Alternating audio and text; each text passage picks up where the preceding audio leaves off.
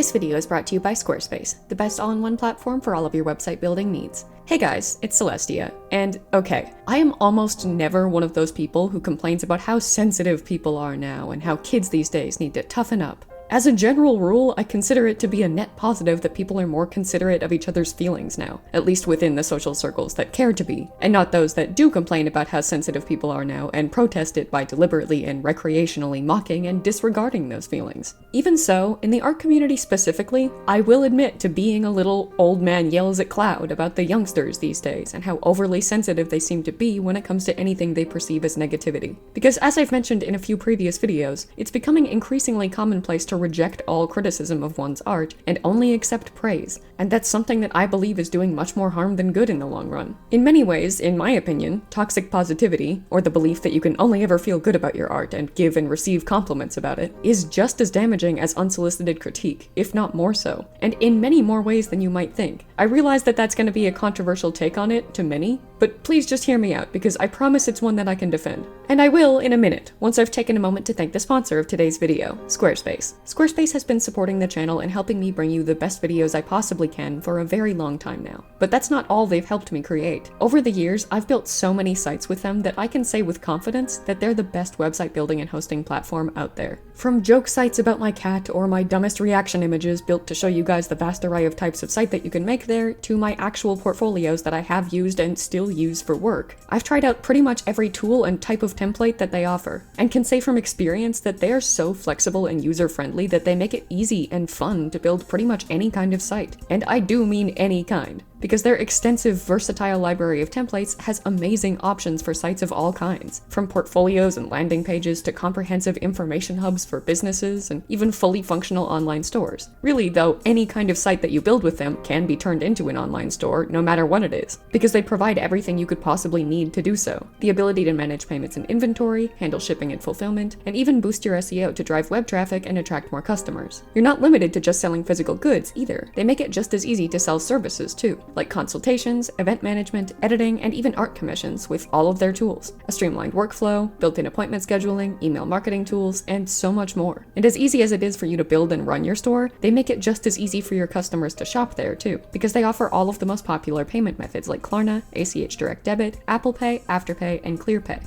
And even allow you the option to send individualized branded invoices to specific clients. So you can start accepting orders from all around the world with just a few clicks. So whether you're an artist in need of a portfolio, an entrepreneur building an online store, a creator setting up an interactive blog, or a small business owner making a landing page, Squarespace is the place to do it. And you can find out yourself by going to squarespace.com to get your own free trial today. And once you've built the perfect site that you're ready to launch, you can get 10% off your first purchase of a website or domain by going to squarespace.com/Duchess linked in the description. Thank you so much to Squarespace for sponsoring today's video, and please go check them out. But let's get back to the problem at hand, toxic positivity. I realize that on the surface, it's hard to view positivity in any form as a bad or harmful thing, especially in contrast with the rising amount of vitriolic hate spreading through online spaces. And in fairness, compared to that vitriolic hate, it's obviously nowhere near as harmful. But on its own, I think the harm that it does is honestly incredibly overlooked and under-discussed, because I feel like people neglect to acknowledge that any good thing becomes a bad thing when you take it too far, and positivity isn't immune to that. Toxic positivity as a whole, regardless of any of the specific art community context that I'll get into later on, is a mentality that's leading to a plethora of problems on a fundamental level. On an individual level, forcing yourself to believe that you should be positive about absolutely everything is, at its core, a damaging form of emotional repression. Negative emotions are natural and are necessary for both personal and emotional growth. When it comes to personal growth, I mean, you can't become a better person if you're so obsessed with positivity that you consider it to be unacceptably negative to acknowledge your own flaws.